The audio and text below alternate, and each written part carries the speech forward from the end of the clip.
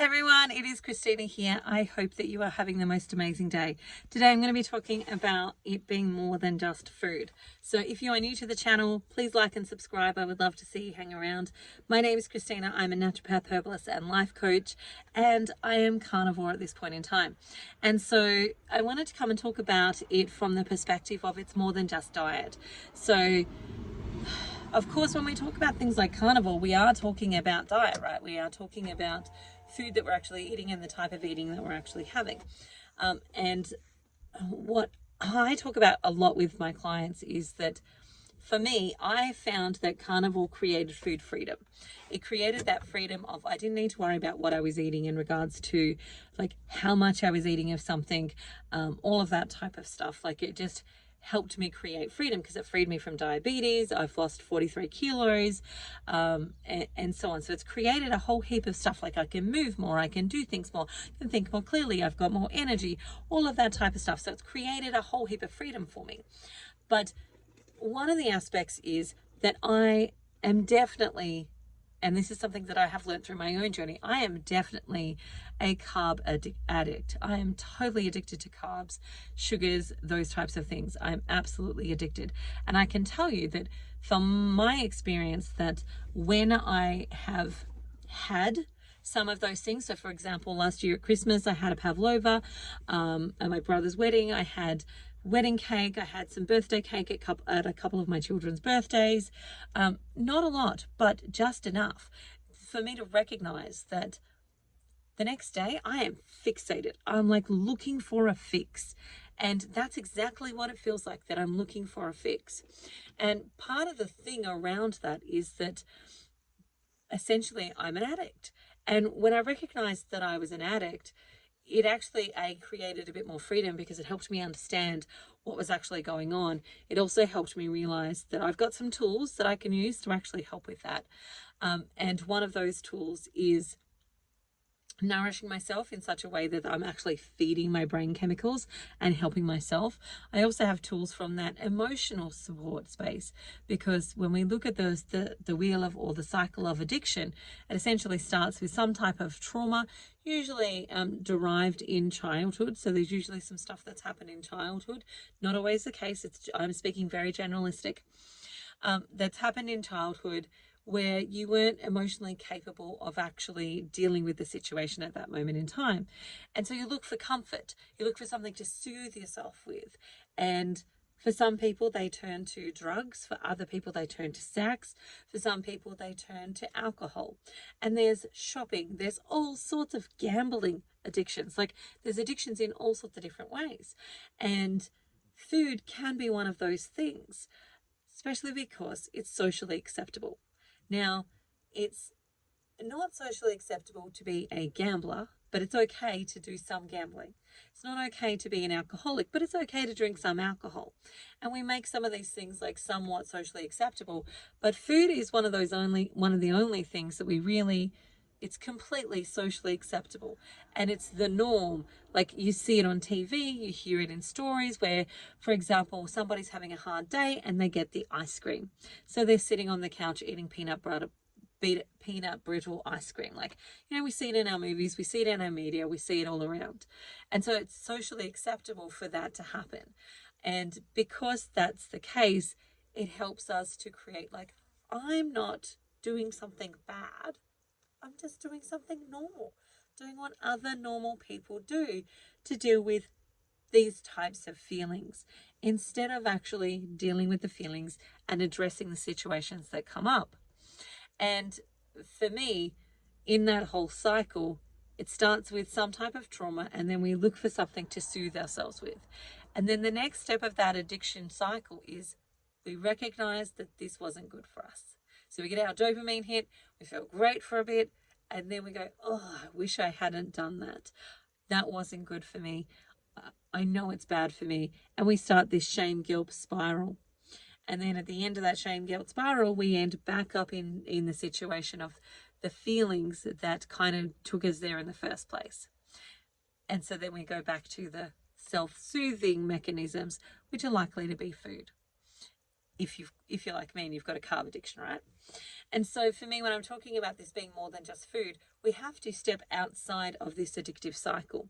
And in order to step outside of this addictive cycle, we have to recognize first that we're an addict and that we're using it as a coping mechanism versus a nourishing, feeding, loving tool. And, you know, some people will have this funky mindset of that food is how you show love. And in some ways, yes. But I want to challenge you is if the food is poisoning you or poisoning the person that you're giving it to, is it actually love? Or is it something different? And that was something for me that I have, you know, been working through, dealing with, focusing on as well, is looking at food from this love perspective of like, if I'm really loving myself with food, how would I actually eat? And the way that I would eat would be the way that actually supports my body, supports my neurology, actually helps to heal me of chronic health conditions, helps me to lose the weight that I need to lose, helps me be a healthier person. That's how I use food to love me, not to make me sicker. And unfortunately, the majority of the population don't see it like that. Majority of the population see it vastly differently. But hopefully they'll change too. But what I really want to get to is don't let what the majority of the population think and feel to be your actual truth.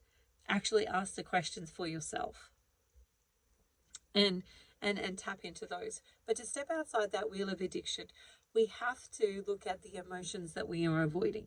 Now, for me, there is a whole bunch of different emotions that we avoid and that we use food to self-soothe ourselves with. And so in that space, it can be all sorts of different things. So it can be, I'm not enough, I'm not worthy, I'm not lovable. It can be things like the discomfort of, I don't know what's coming next. I don't know how to deal with this uncomfortable situation, conflict, money. There's all sorts of different things that actually puts us in that cycle. But the key element of stepping outside of that cycle is to actually ask the question of like, and start to recognize. So I said the first one is to recognize you're an addict. The second one is to ask the question of like, or recognize that you're going into that self-sabotaging or that addictive cycle. And then ask the question of, what am I using this to avoid? What am I using this to avoid? What feeling am I trying to escape? What situation am I trying to escape? What am I trying to avoid or escape from by using this as a tool? By using this as the mechanism that I get there, what am I hoping to escape? And can I actually focus on it instead of trying to run away from it? Can I turn towards it and see what it is? Can I do something about it that's productive instead of this escape tool?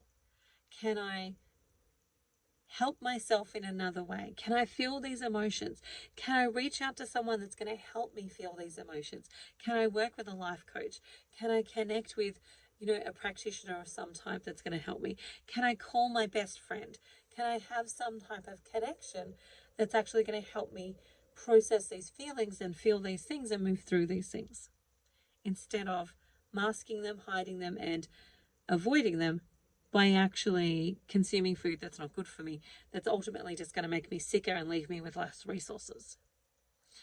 And for me, when I recognize that I'm an addict, I can tell that my brain is constantly looking for, where can I get that next fix?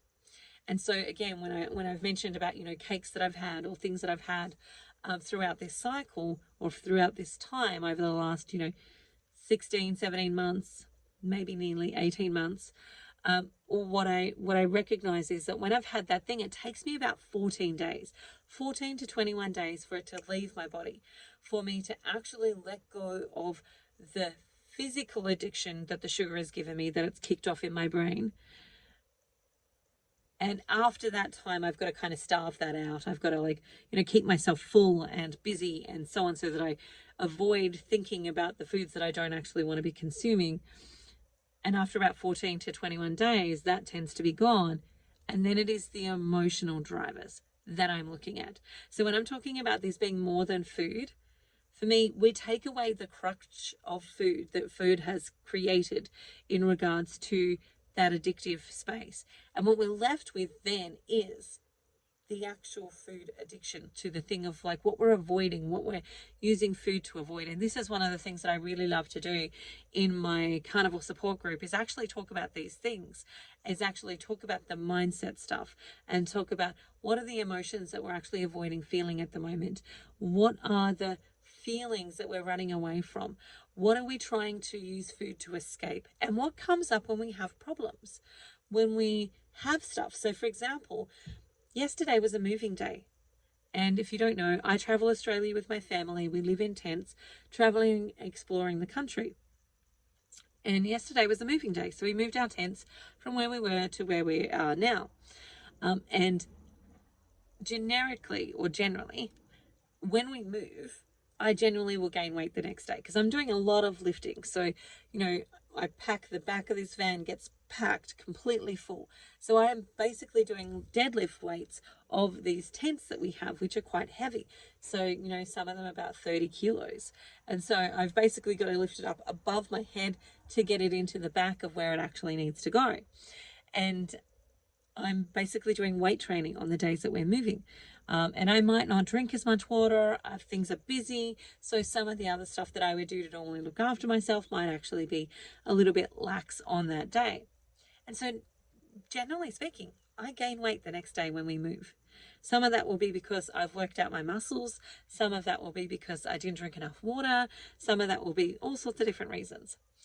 But it is a mind thing for me that getting on the scales the next day that I've gained weight, because I know that I haven't necessarily eaten food that's caused me to gain weight, but I've gained weight and it's not in the direction that I want it to be going. Like, I'm not trying to gain. I'm not in for the gains at this point in time. Yes, I would love more muscle, but I'm not in for the gains. Like, that's not where I'm at in my journey at this point in time. And so for me, it can be a bit of a mind mess when you jump on the scale and you're doing all the right things, but you actually gain weight. And that's where you've got to track things more than just the actual scales. You've got to track other stuff like your measurements to actually help you. But it is still, especially having a lifetime of being overweight, it is still messes with my mind, and I have to talk myself through the information and go, this is just data. It's just data. That's all it is. It's just data. I'm just tracking information. I'm just tracking data to see what's happening with my body. And I know that moving day, the next day I gain weight. And focusing in on that and allowing myself to remember that is part of the thing. And again, this is some of the stuff that we actually talk about in my carnivore support group, is actually the mind mess, the mind stuff. Because if you just do the diet, if you just eat the food, majority of people are going to fall off.